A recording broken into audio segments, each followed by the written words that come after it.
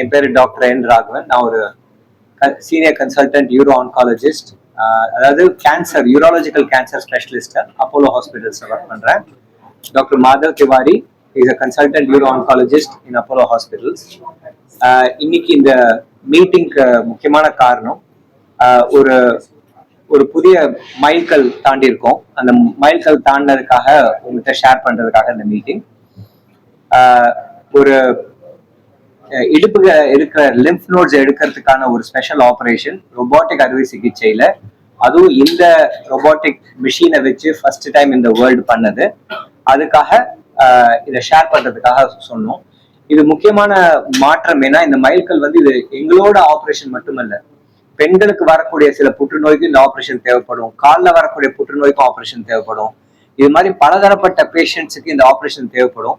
நாங்க இந்த ஸ்டெப் பண்ணதுனால இதை பார்த்து மற்ற சர்ஜன்ஸ், மற்ற பேஷண்ட்ஸ் இன்ஸ்பயர் ஆகி அவங்களும் இதை பெனிஃபிட் பண்ணணும் அப்படிங்கிற ஒரு எண்ணத்தினால இதை ஷேர் பண்றோம். இது வந்து நல்லா ரீச் பண்ணி மற்ற பேஷண்ட்ஸும் இதை யூட்டிலைஸ் பண்ணணும் அப்படிங்கிறதா எங்க விருப்பம். இந்த பேஷண்ட் ரொம்ப நல்லா ரிகவர் ஆகி வீட்டுக்கு போயிட்டாங்க. இதனால வந்து பேஷண்டோட ரிகவரி மட்டுமல்ல, காஸ்டையும் பன்மடங்கு குறைச்சாச்சு. ஸோ ரொபாட்டிக் சர்ஜரிங்கிறது ரொம்ப காஸ்ட்லி, அதனால வந்து நன்மை ரொம்ப கம்மி அப்படின்னு இல்லாம, ரொபாட்டிக் சர்ஜரினால பேஷண்டோட ரிகவரி ரொம்ப ஃபாஸ்டா பண்ணி அவங்களுக்கு நன்மையும் கொடுத்து காஸ்டையும் குறைச்சு, ஸோ ஓவரால் அவங்க எக்ஸ்பெண்டிச்சர் ரொம்ப கம்மியாக்கி அவங்க நல்லபடியாக வீட்டுக்கு போகிறதுக்கான ஒரு வழிமுறை ஏற்படுத்தினது இந்த ஆப்ரேஷன். இதுதான் வந்து ஷேர் பண்றதுக்காக நாங்க பிரஸ் மீட் வச்சிருக்கோம். You want to share a few words about why we did? So first of all, thank you to the media for coming, and I think the most important message that needs to go out from this press meet today is that penile cancer and vulval cancer, these are all cancers what happen in the sensitive area, and 95% of patients are very apprehensive to talk about it. They will try alternative medicines, some other antibiotics, and usually when they come to us, the disease is quite advanced. So this patient's journey was similar. He came to us, we were able to treat him, and he went back to work within 1 week. So I think it is the media's job to spread this message as much as possible, that even with cancers in sensitive areas, there is no need to worry, but the important thing is not to delay the diagnosis. See your doctor immediately, because when these cancers are diagnosed at an early stage, they are potentially curative. So thank you. அவர் சொன்னது புரிஞ்சுச்சா இல்லை நான் அதை மாற்றம் ஏற்படும்? அதாவது பெண்களுக்கும் ஆண்களுக்கும் பிரைவேட் பார்ட்ல வரக்கூடிய புற்றுநோயை பத்தி நிறைய மிஸ் பண்ணிடுறாங்க. ஏன்னா ஒரு வரினால நான் போய் பேஷண்ட் பார்க்கணும், அது ரொம்ப சின்ன வேண்டாம் அப்படின்னு சொல்லிட்டு அவங்க மிஸ் பண்ணிடுறாங்க, லேட்டா வராங்க. இந்த பேஷண்ட்டும் அதே மாதிரி கொஞ்சம் லேட்டா தான் வந்தாரு. இருந்தாலும் நாங்க வந்து ஒரு அட்வான்ஸ் டெக்னாலஜி மூலமாகவும் நல்ல ட்ரீட்மெண்ட் மூலமாகவும் கியூர் பண்ணிட்டோம். இந்த மாதிரி உங்களுக்கு வரக்கூடிய பிரச்சனைய போஸ்ட்போன் பண்ணாதீங்க. அதாவது வேண்டாம் எனக்கு சரியா போயிடும் அப்படின்னு நம்பாம ஒரு மருத்துவரை கலந்து ஆலோசித்து அதுக்கு என்ன வைத்தியமும் பண்ணிடுங்க அப்படின்னு தான் சாரோட வார்த்தை. ஸோ இதுதான் take home message, that we should not be afraid of problems. Deal with it so that you get better quickly and go back to your normal life.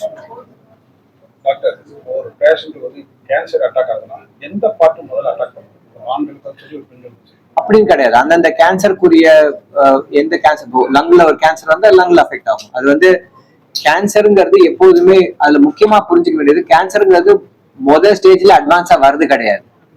எல்லா கேன்சரும் சின்னதா ஆரம்பிச்சு பெருசாகுது.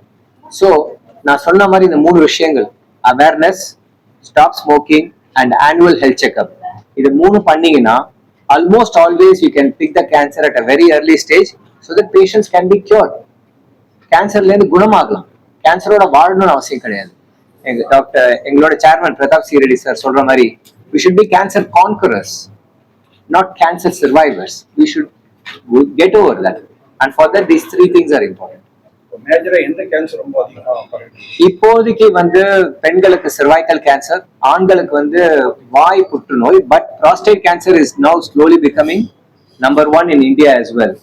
In many cities, prostate cancer is the most common in men, cervical cancer is the most common in women. This demography is changing.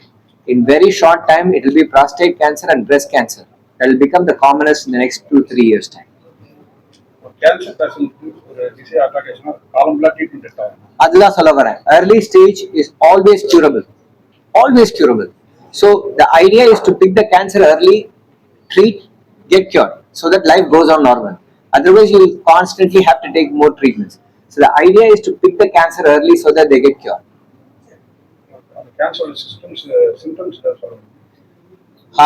Many early cancers have no symptoms. The only way you pick early cancer is awareness and checkups. So there are no, for example, if there is a small lung cancer, you will not pick it up by symptoms. You can pick it up only by a test. So it is important that anybody above 40 considers annual health checkup of some nature. It's wherever you are, whichever hospital you are, whichever doctor you are, but a doctor-based annual health checkup. நான் போன 2 blood test பண்ணங்கிறது annual checkup கிடையாது. It's a doctor-based checkup. Some doctor has to examine you, stethoscope வச்சு கேட்கணும், examine பண்ணணும். அது ரொம்ப முக்கியம். இப்போ நீங்க எடுத்த ட்ரீட்மெண்ட் பேஷண்ட்டுக்கு வந்து எதனால வந்தது தெரியுமா? இந்த கேன்சர் எதனால வந்ததுன்னு எங்களுக்கு தெரியாது. ஒரு சில பேருக்கு சில இன்ஃபெக்ஷனால வரக்கூடும். இந்த பேஷண்ட்டுக்கு இன்ஃபெக்ஷனால இல்லை. Thank you, sir. Thank you so much.